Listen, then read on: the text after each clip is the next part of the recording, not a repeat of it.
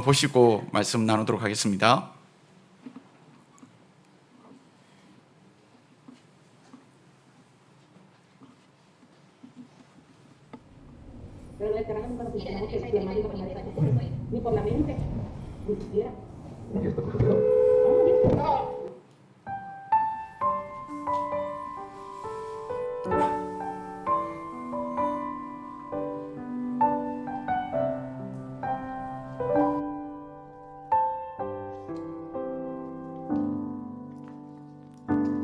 나의 기도하는 것보다 할렐루야, 반갑습니다. 새해 복 많이 받으십시오. 여러분, 어떻게 2021년 새해를 맞이하고 계십니까? 오늘 이곳은 1월 4일입니다.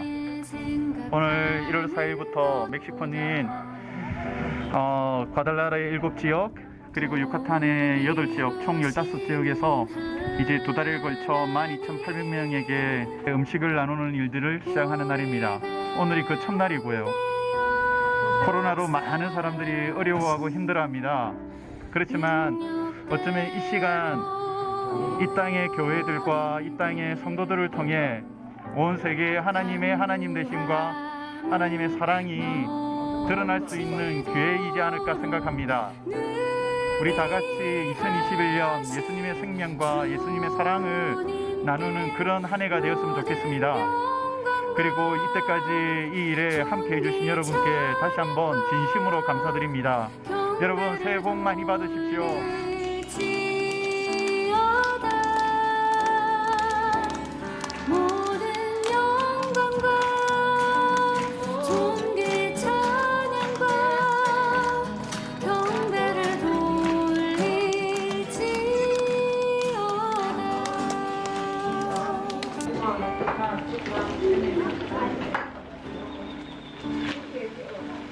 나의 기도하는 것보다 더욱 응답하실 하나님, 나의 생각하는 것보다 더욱 이루시는 하나님, 우리 가운데 역사하신 능력대로 우리들의 간구함을 넘치도록 능히 하신 주님께 모든 영광과 존귀 찬양과 경배를 돌릴지어다.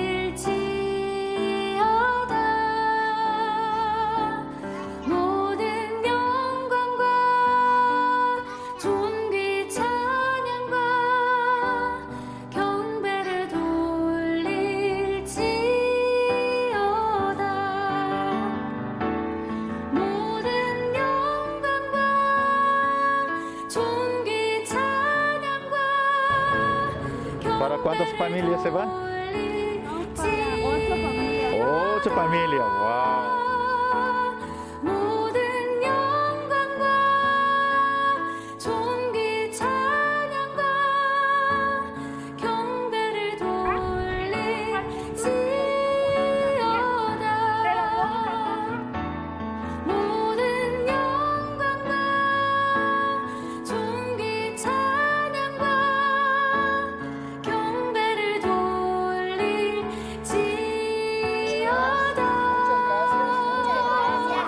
모든 영광과 존귀 찬양과 경배를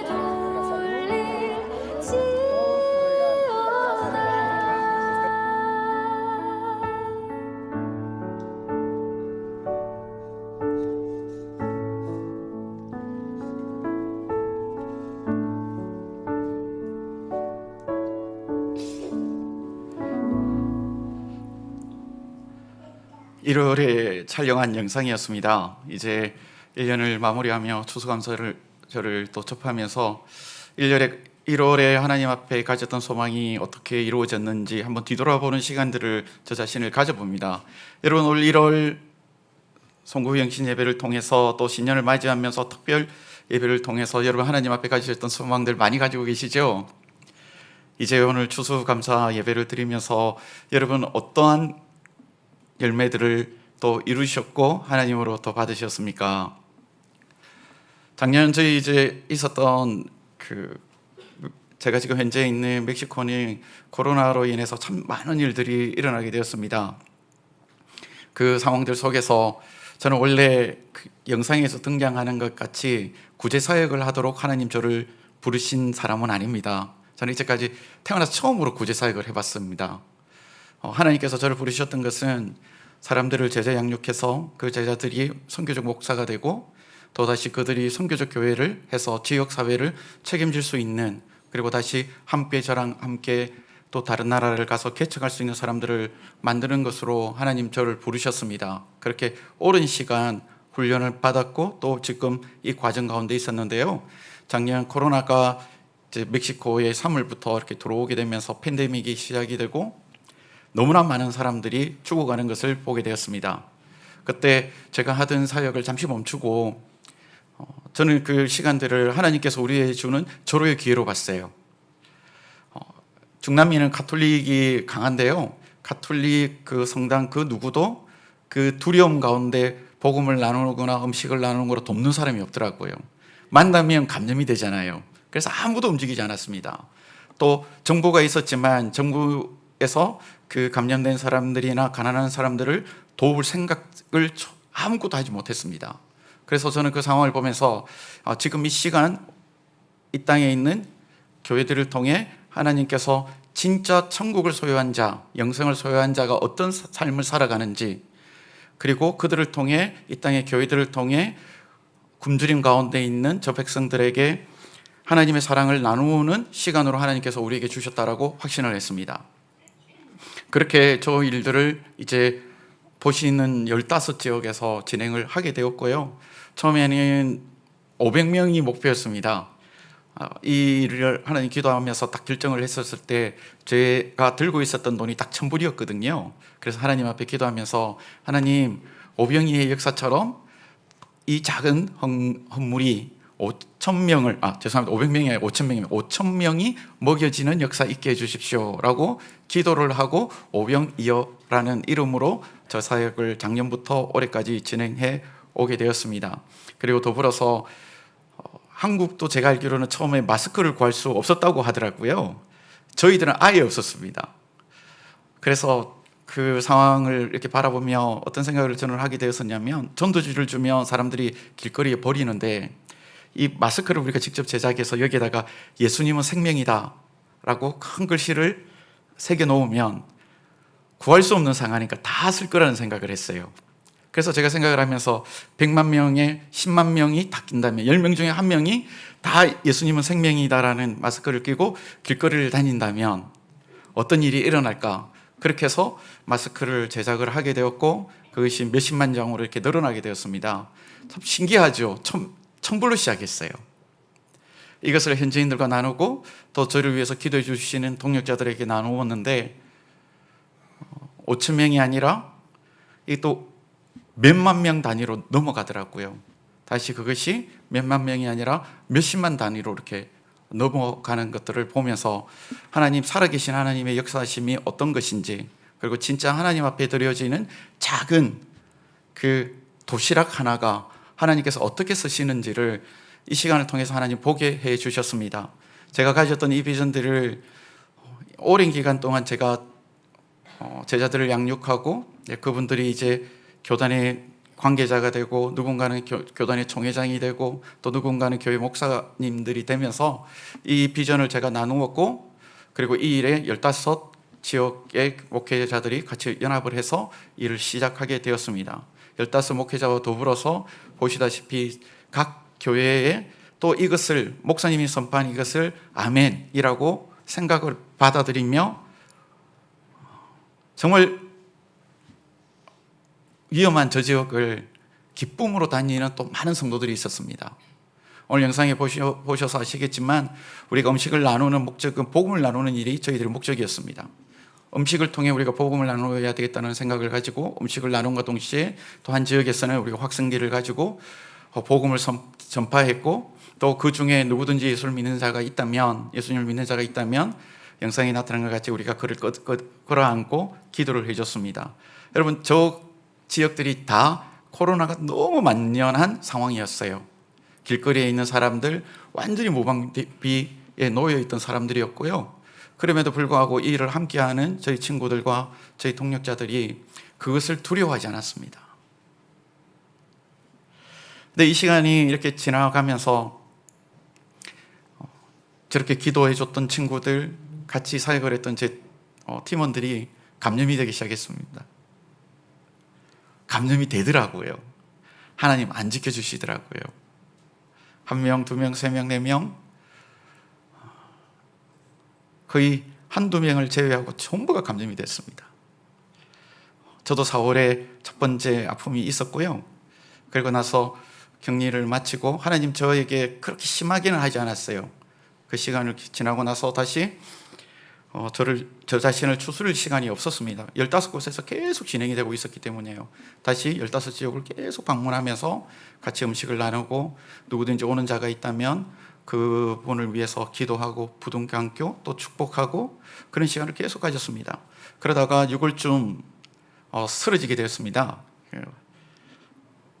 이러다가 죽겠다는 생각을 가졌습니다. 객사가 이런 거구나. 이렇게 죽는 거구나. 눈을 뜰 수 없는 그 피로와 엄청난, 움직일 수가 없었어요. 말도 못할 정도로 몸이 완전히 탈진이 되어서 이렇게 죽겠구나라는 생각을 하고 하나님 앞에 기도를 드렸습니다.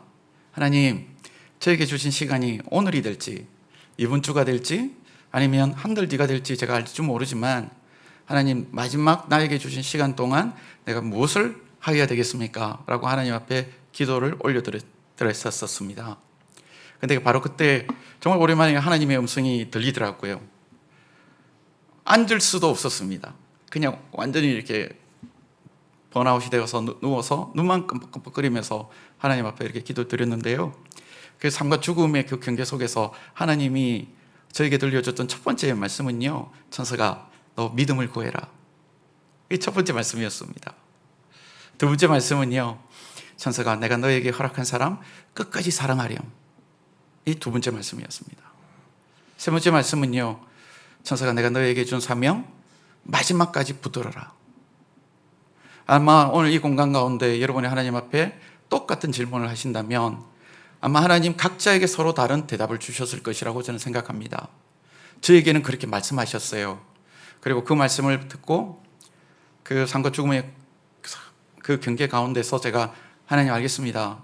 제가 끝까지 내 믿음 없음을 다시 뒤돌아보며 믿음을 붙드는 삶을 살아가겠습니다. 그리고 하나님 나에게 허락하신 사람, 그 사람이 누구인지 끝까지 내가 사랑하겠습니다. 그리고 마지막 그 순간까지 나에게 주신 사명 이루어 가겠습니다. 라고 하고 다시 하나님이 회복시켜 주시더라고요. 그래서 여러분 앞에 이렇게 있습니다. 회복시켜 주신 이후 작년에 친한 형님 교회에서 올해 와서 말씀을 나누어 달라는 작년부터 말씀이 있어서 올해 이제 저에게 주셨던 이 세 가지 말씀을 가지고 5주 동안 한 교회에서 말씀을 나누었고요.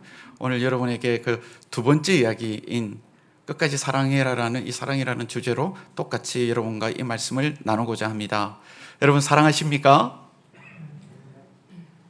여러분 정말 사랑하세요? 여러분의 사랑이 어떤 의미를 가지고 있습니까? 저는 사람들이 저에게 자주 물어봐요. 선교사님은 어떻게 선교사가 되셨습니까? 라고 물어봅니다. 그럴 때마다 저는 명확합니다. 하나님께서 저를 선교사로 부르신 이유는요, 하나님의 음성이 들려서가 아닙니다. 하나님께서 저를 선교사로 부르신 이유는요, 이게 비전이나 환상을 저에게 보여주셔서 제가 선교사가 되지 않았습니다. 하나님께서 저를 선교사로 부르는 이유는요, 날마다 제가 20대 때 대학부에서 간사로 섬기면서 쭉 지내는 동안 날마다 제가 직면했던 것은 제 안에 사랑이 없다라는 것이었습니다. 하나님의 말씀을 이렇게 가르칠 수는 있었는데 날마다 직면했던 것은요, 제가 사랑이 없는 나.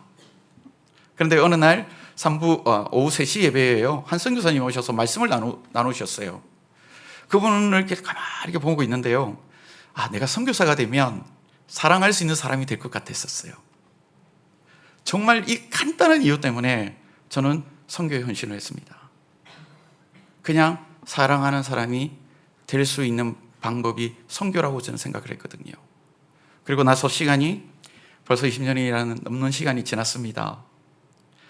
그럼에도 불구하고 하나님께서 저에게, 천사가 내가 너에게 허락한 사람 끝까지 사랑해라라는 그 말씀 앞에 저 스스로에게 물어봤습니다. 너 사랑하니? 20년이 지난 지금 저는 여전히 이 사랑이 너무 어렵습니다. 여러분, 저는 선교지에서 제자 양육을 하며 또 감사하게 책을 여러 권을 적었습니다. 그래서 그 책들이 여러 신학교에서 이렇게 교재로 사용이 되고 있고요. 그 덕분에 가끔씩 신학교에 와서 그 책에 대해, 교재에 대해서 한 학기가 아니죠, 일주일 이렇게 집중 강의로 쭉 한번 말씀을 나누는 시간들을 자주 갖습니다. 그럼에도 불구하고 20년이 지난 지금 나에게 사랑은 여전히 어렵다라는 것을 발견합니다. 오늘 다시 고린도서 13장 4절입니다. 제가 읽을게요. 사랑은 오래 참고, 사랑은 온유하며, 사랑은 시기하지 아니하며, 사랑은 자랑하지 아니하며, 사랑은 교만하지 아니하며, 사랑은 무례히 행하지 아니하며, 사랑은 자기의 유익을 구하지 아니하며, 사랑은 성내지 아니하며, 사랑은 악한 것을 생각하지 아니하며, 사랑은 불의를 기뻐하지 아니하며, 사랑은 진리와 함께 기뻐하고, 사랑은 모든 것을 참으며, 사랑은 모든 것을 믿으며, 사랑은 모든 것을 바라며, 사랑은 모든 것을 견디느니라. 여러분, 이런 사랑 하고 계십니까? 저는 이 본문을 주의해라고 하면 주의할 수 있습니다. 이 각각의 단어에 대해서 설명해라면 설명할 수도 있습니다. 그러나 살아내는 것은 다른 영역이더라고요. 사랑하기 위해 선교사가 되었는데, 그리고 20년이나 넘는 시간을 그렇게 달려왔는데 여전히 저는 이 사랑이 서툽니다. 삶과 죽음의 그 경계 속에서 그냥 눈만 끔뻑끔뻑거리며 하나님 앞에, 주님, 나에게 주신 시간이 얼마인지 제가 알지 못하지만 주님, 내가 무엇을 하고 주님 앞에 서야 되겠습니까? 라고 했을 때 주님께서 저에게 들려주셨던 두 번째 말씀, 천사가 내가 너에게 허락한 사람 끝까지 사랑하라. 근데 사랑이 너무 어려워요. 저는 이런 사랑을 할 수가 없습니다. 20년이 지난 사랑 때문에 선교사가 되었는데 20년이 지난 지금에도 이 본문을 보며 왜 나는 이렇게 사랑할 수 없을까? 그 삶과 죽음의 그 시간 속에 다시 깨달았던 본문은요, 요한 1서 4장 8절의 이야기였습니다. 요한 1서 4장 8절에 뭐라고 되어 있느냐면요, 사랑하지 아니하는 자는 하나님을 알지 못하나니 이는 하나님은 사랑이시니라. 고린도서 13장에서 하나님께서 그의 백성에게, 그리고 저에게, 그를 믿는 모든 자에게 가르쳐주고 또 요구하셨던 사랑은요, 하나님의 사랑이었거든요. 근데 이 하나님의 사랑은요, 머리로 안다고 할 수 있는 사랑이 아니었습니다. 하나님이 우리에게, 그의 백성에게 원하셨던 사랑은요, 하나님을 아는 만큼 할 수 있는 사랑이었습니다. 왜요? 하나님은 사랑이시기 때문에요. 모든 사람이 사랑에 대해서 이야기할 수 있지만, 여러분, 예수를 믿든 예수를 믿지 않든, 그가 기독교의 크리스찬이든 크리스찬이 아니든, 여러분, 이 땅에 있는 모든 사람이 사랑을 이야기하고 사랑하잖아요. 그러나 하나님 나라에서 그의 백성에게 요구하시는 사랑은요, 하나님을 아는 만큼 할 수 있는 사랑. 그것이 오늘 본문에 이야기하고 있는 4절과 7절에 나타나는 이야기들이었습니다. 여러분은 지금 어떤 사랑을 하고 계십니까? 오늘 이 공간에 다양한 분이 계시지만 여러분, 각자가 서로 다른 사랑을 하고 계실 거예요. 왜요? 각자 하나님을 아는 깊이가 다르기 때문이에요. 하나님을 안다라고 이야기하지만, 그래서 오늘 이 공간에 모여서 추수감사 예배를 드리고 있지만, 오늘 우리 중 누군가는요, 하나님의 사랑이 아닌 세상에서 이야기하는 사랑을 하고 계시는 분도 있습니다. 그러나 하나님께서 우리에게 요구하시는 사랑, 삶과 죽음의 그 경계 속에서 주님께서 말씀하셨던 사랑은요, 하나님을 아는 만큼, 하나님을 경험한 만큼 할 수 있는 사랑이었었습니다. 그래서 오늘 이 공간에 있는 우리 모두가 사랑의 깊이가 다르고 넓이가 다르고 높이가 다 달라요. 여러분은 어떤 사랑을 하고 계십니까? 고린도서 13장은 우리에게 또 다른 재미난 이야기를 들려줍니다. 9절부터 읽어보도록 하겠습니다. 우리는 부분적으로 알고 부분적으로 예언하니 온전한 것이 올 때는, 그리스도께서 재림하실 그때에는 부분적으로 하던 것이 파여지리라. 오늘 이 한 절에도, 여러분 한두 절에도 계속 되풀이되는 단어가 무엇이죠? 부분적으로, 부분적으로, 부분적으로. 오늘 이 공간에 있는 우리 모두는 그가 누구이든, 여러분이 사모하고 여러분이 존경하는 담임 목사님도 마찬가지입니다. 우리 모두는요, 하나님을 부분적으로 아는 존재입니다. 그래서 사랑은요, 부분적인 사랑을 하는 겁니다. 저는 이것을 20대 때 몰랐습니다. 선교사가 되면 사랑을 할 수 있을 거라고 생각을 했는데요, 제가 깨달았던 것은요, 내가 아무리 오래 살아도 하나님을 내가 부분적으로밖에 알 수 없기 때문에 하나님이 말씀하시는 그 온전한 사랑을 나는 이룰 수 없는 존재라는 것을 깨닫게 되었습니다. 이것이 하나님과 나와의 관계만일까요? 여러분, 이곳에 있는 여러분 배우자를 바라보십시오. 여러분 배우자를 여러분 다 아세요? 우리가 하나님을 부분적으로 알듯 나와 가장 가까이 있는 한 이불을 덮고 살아가는 나의 아내 배우자조차도 우리는 죄송하지만 부분적으로 알 뿐입니다.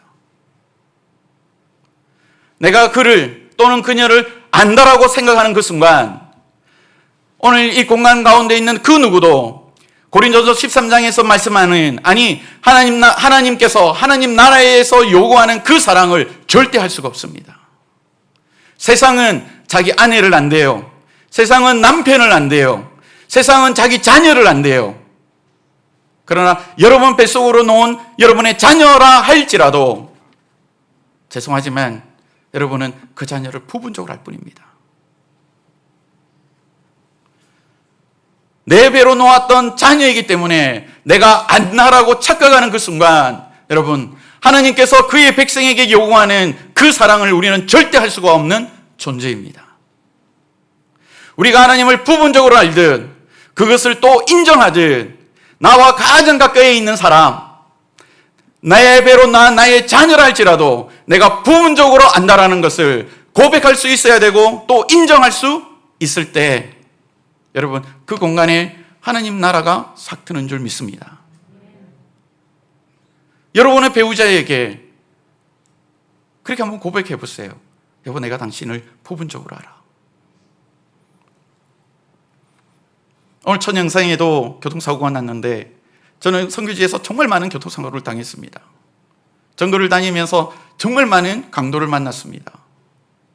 그래서 매일 저는 진통제를 먹어요. 주사를 놓는 것을 멈춘 지는 한 4년 되었습니다. 그러나 지금까지 저는 이 통증을 없애기 위해, 느끼지 않기 위해 진통제를 먹어요. 제 아내가 이 통증을 알까요? 불쌍하대요. 근데 모릅니다. 복음을 나누며 겪었던 그 시간들, 혹시 위험한 지역에 들어가면, 혹시나 아내가 가면 위험하니까, 혹시나 우리 팀원들이 가면 위험하니까 늘 제가 먼저 앞장서 갔거든요. 사람들은 저를 알까요? 모릅니다. 부분적으로 알 뿐입니다. 아내가 50이 넘어가면서 갑자기 몸에서 땀을 쭉 흘려요. 더웠다가 추웠다가 더웠다 추웠다가 밤에 잠을 못 자더라고요. 한 번도 그런 모습을 보지 못했던 제가 아내를 보면서 왜 그러니? 이야기했더니 갱년기래요. 저는 그 갱년기 여성의 마음을 알 수 있을까요? 생사고락을 함께 이 전선을 달려왔는데 저는 그 여인의 마음을 알 수 있을까요? 부분적으로 알 뿐입니다.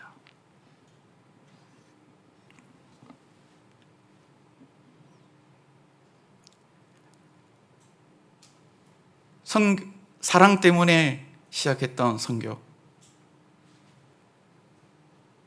하나님을 아는 만큼, 그리고 나는 부분적으로 사랑하는 존재일 수밖에 없다.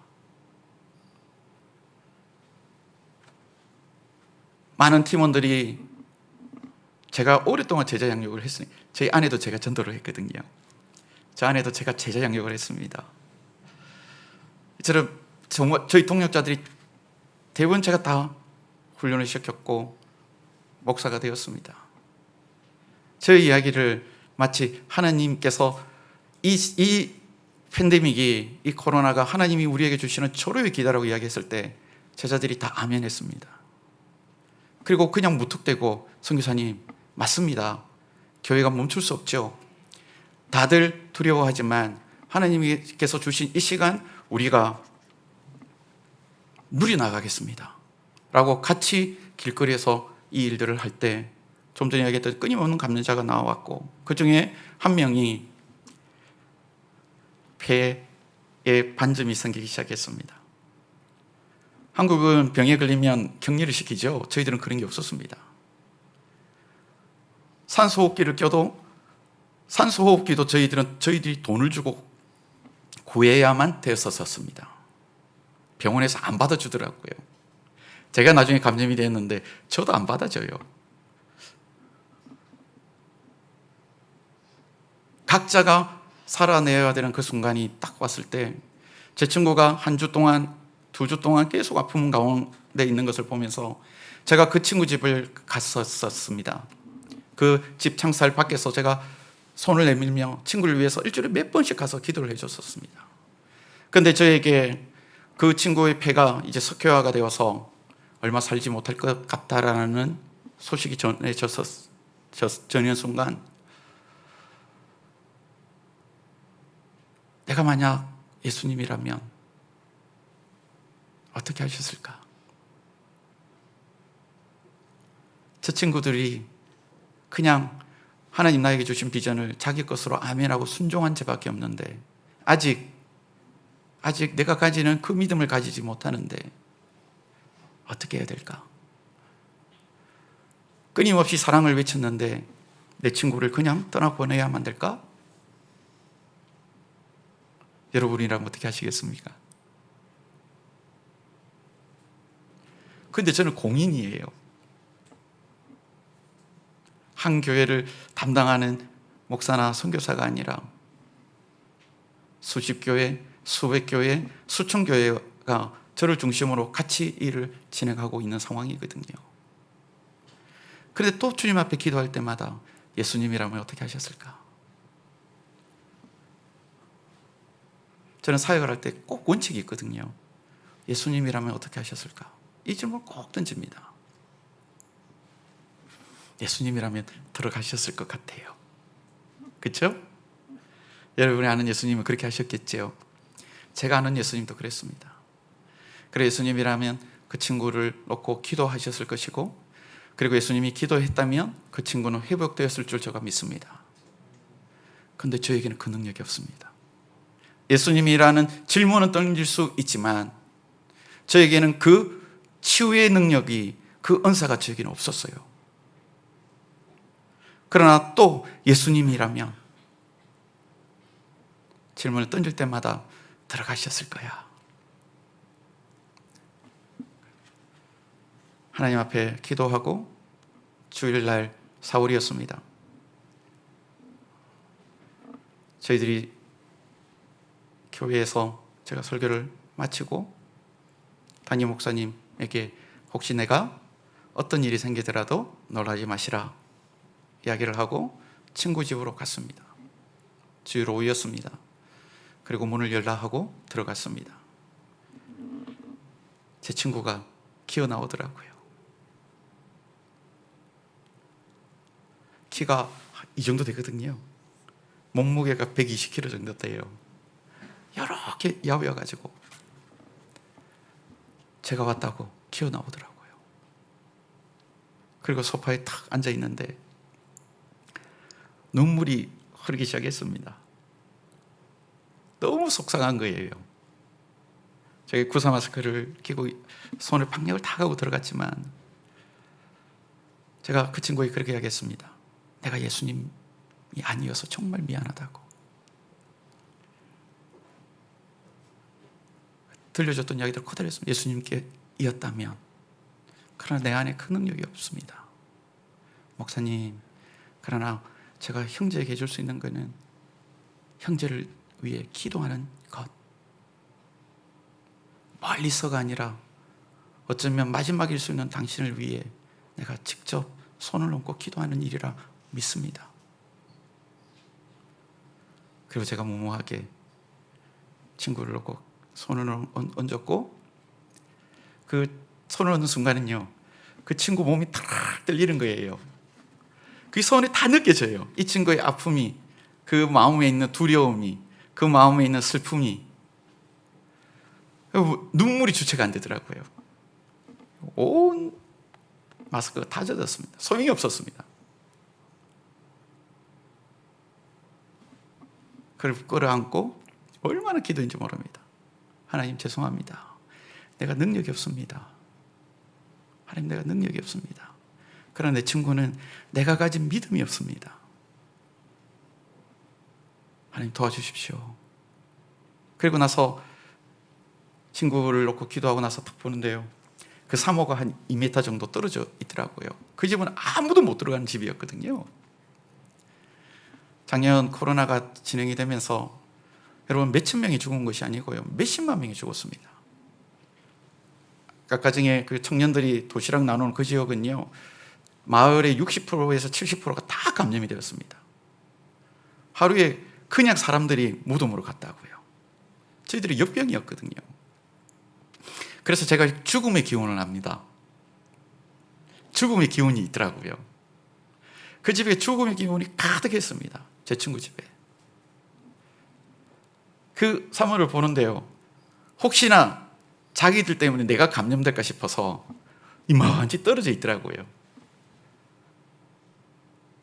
이미 마스크는 다 젖었고 소용이 없는 상황이었으니까 벗고 제가 그 사모를 부둥켜 안고 기도를 해줬습니다. 그리고 돌아오는 시간 내내 저희 집까지 한 45분 시간이 있는데 45분의 시간이 있는데 계속 눈물밖에 안 나더라고요. 왜 그런지 아십니까? 내가 능력이 없었어요. 내가 예수님이 아니었어요. 내가 할 수 있는 일은 그냥 내 친구 부둥켜 안고 기도해 주는 것밖에 할 수 없는 무능력한 나.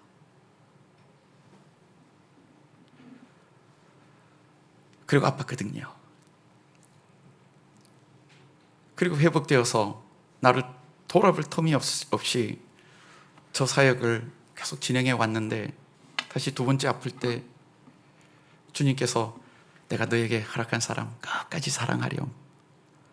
내가 어떻게 해야 되지? 하나님을 아는 만큼 부분적으로 나는 그분이 요구하는 그 사랑을 내가 할 수 없는 존재인데, 그리고 다시 그 시간 생각해 봤던 것이 있었습니다. 여러분, 제가 감염되고 15지역의 목회자들에게, 제 친구들에게, 그리고 각 교단에게 다 연락을 했거든요. 내가 여차해서 오늘 이런 결정을 하나님 앞에 냈고, 그리고 내 친구 집에 들어갔으니 혹시 내 안에 어떤 일이 생기더라도 놀라거나 이 사역이 멈추지 않도록 해주십시오 라고 메시지를 보냈습니다. 그랬더니 계속 답장이 계속 오는 거예요. 그 파송교회도 연락을 했습니다. 그래서 제 친구들, 기도하는 친구들에게도 이야기를 했습니다. 구원하는 교회도 말씀을 드렸습니다. 제일 많이 들었던 이야기가 뭔지 아십니까? 선교사님 어떻게 그렇게 무책임하십니까? 라는 이야기였습니다. 선교사님 어떻게 그렇게, 당신이 한 아내의 남편인데 어떻게 그럴 수 있습니까? 선교사님 자녀들은 어떻게 하려고요? 전부 다 저를 사랑하는 이야기들이죠. 자녀들은 어떻게 하시려고요? 선교사님, 아내는 어떻게 하시려고요?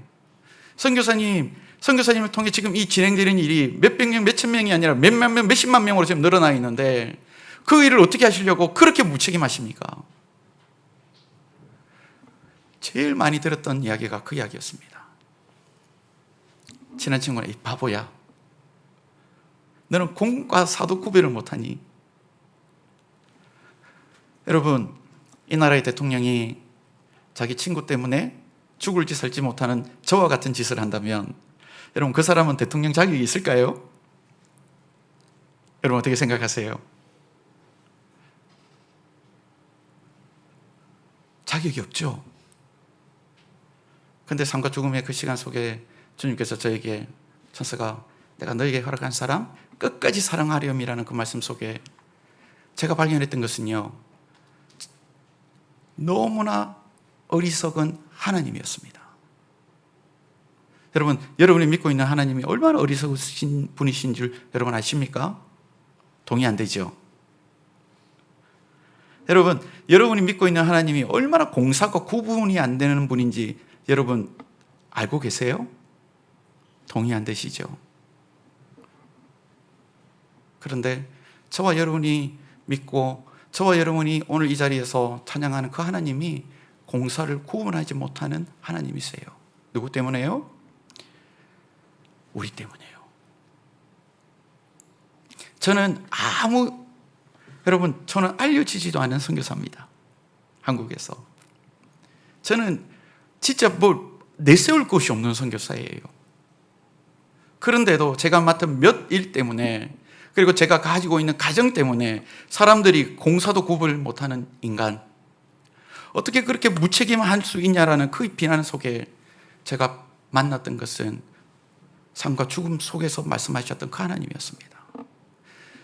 여러분, 하늘의 하나님, 온 천하를 경영하시는 하나님, 온 천지 만물을 창조하셨던 그 하나님이 그 모든 것을 생각하지 않으시는 거예요. 누구만 보시죠? 나만 보신다고요. 제 친구들이 저에게 어떻게 그렇게 공사가 구분이 안 되니? 어떻게 이렇게 바보스럽니라고 이야기했을 때요, 죄송하지만 저에게는 제 친구만 보였습니다.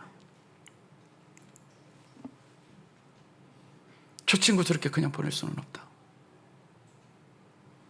하나님 앞에 헌신하며 살아왔는데 누구 한 명 가까이 갈 수 없는 그 시간 속에 두려움과 공포로 내 친구를 보낼 수 없다.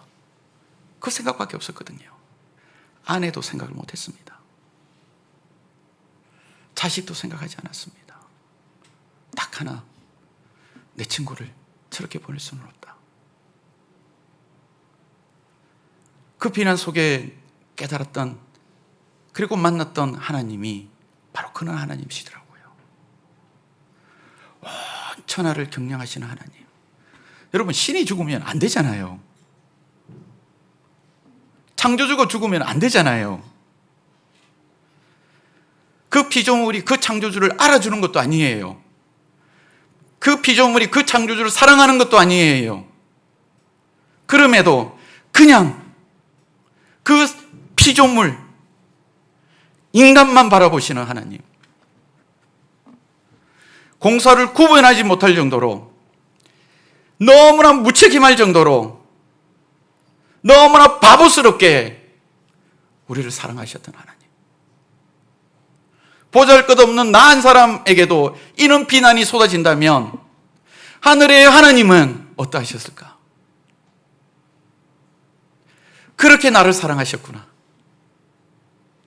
하나님을 아는 만큼, 비록 내가 부분적인 사랑 가운데 서 있지만 하나님의 사랑은 내가 그를 비록 부분적으로 알아도 온전한 모습으로 나를 아시는 그분은 좌우를 둘러보지도 않으시고 옳고 그름도 따지지도 않으시고 내 모습도 따지지도 않으시고 그냥 달려오셨다라는 걸 깨달았습니다. 그래서 오늘 내가 있다라는 것을 깨달았습니다. 그리고 어떤 본문을 깨달은 줄 아세요? 요한복음 3장 16절. 어릴 때 주일학교 때부터 드렸던, 요즘은 어떻게 이 찬양을 하는, 그 가스펠을 하는지 모르겠습니다. 하나님이 세상을 이처럼 사랑하사 독생자를 주셨으니 누구든지 예수 믿으면 멸망하지 않고 영생을 얻으리로다. 요한복음 3장 16절. 그렇게 사랑하셨구나. 그렇게 나를 부르셨구나. 그리고 그렇게 한 영혼이라도 더 하나님 살리려고 하시는구나. 이것이 주님께서 저에게 이야기했던, 천사가 내가 너에게 허락한 사람 끝까지 사랑하렴. 내가 너에게 준 사명 끝까지 붙들렴. 사랑하는 그리스도의 몸된 교회 여러분, 오늘 우리는 이곳에 추수감사절로 모였습니다. 저는 이 한 해 정말 많은 열매들이 있었습니다. 너무나 많은 열매들을 하나님 보게 하셨는데요, 여러분, 이 한 해 그 어떤 열매보다 제게 가장 큰 열매는 나를 향해 달려오신 그 무책임한 바보스러운 하나님의 사랑이었습니다. 믿음의 교우 여러분, 오늘 여러분은 추수감사절로 오늘 공동체에 서서 무엇을 하나님 앞에 감사 제목으로 감사하며 여러분 준비하시고 오늘 이 공간에 와 계십니까? 하나님이 이 세상을 이처럼 사랑하사 모든 왕 중의 왕이 진짜 바보처럼, 진짜 어리석게 우리만 바라보며 달려오신 그 사랑이 우리 인생의 최고의 감사 제목이지 않을까요?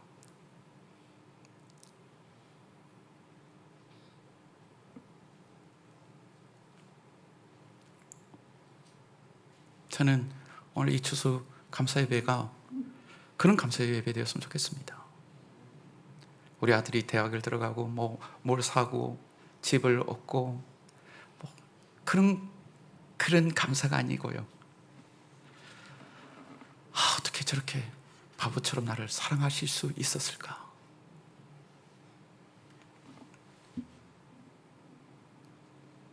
그것을 가슴 깊이 느끼고 하나님 앞에 감사하는 우리 찬양팀 앞으로 한번 나와주십시오.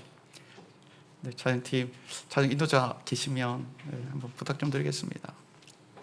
여러분, 정말 우리 추수감사절 때 우리가 해야 될 것, 저는 주님께로 돌아가는 일이라고 확신합니다. 20년이 넘는 시간 동안 살아왔는데요, 하나님 두 번째 이 말씀을 할 때 제가 깨달았던 것은요, 나는 정말 하나님을 모르는구나. 내가 목사이고 선교사이고 또 때때로 교수로 서 있지만 나는 진짜 하나님을 모르는구나. 아버지의 이 깊은 이 사랑을 나는 몰랐구나. 사랑하는 교회 여러분은 어떻습니까? 혹시 우리 잠시 한번 눈을 감을까요? 오늘 우리가 이 공간에 있기까지 하나님께서 정말, 여러분, 하나님 바보입니다.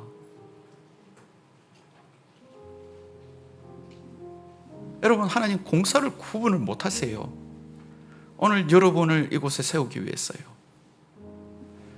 그렇게 저와 여러분을 이 공간에 불러주셨는데도 불구하고 혹시 우리 중 하나님을 아직도 모르시는 분 계십니까?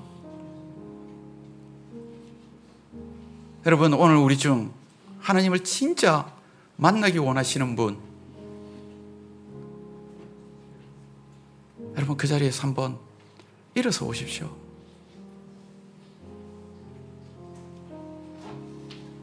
감사합니다. 여러분, 하나님이 이 세상을 이처럼 사랑하사 독생자를 주셨으니 누구든지 그를 믿으면 멸망치 않고 영생을 얻으리로다. 여러분, 아버지의 그 사랑은요, 오늘 이곳에 있는 저와 여러분의 삶의 모습을 통해 여러분, 진짜 하나님의 사랑을 깨닫는 사람은요, 하나님 그 사랑 안에서 자유하셔야 됩니다. 그리고 그 사랑을 진짜 깨닫는 사람은요, 그렇게 무책임하게 사랑하셨던 그 하나님의 마음을 깨닫는 사람은요, 여러분, 누군가를 위해, 그 영혼을 위해 같이 아파하며 기도하는 자들입니다. 여러분, 먼저 우리가 하나님께로 돌아갔으면 좋겠습니다. 우리 같이 찬양 드리도록 하겠습니다.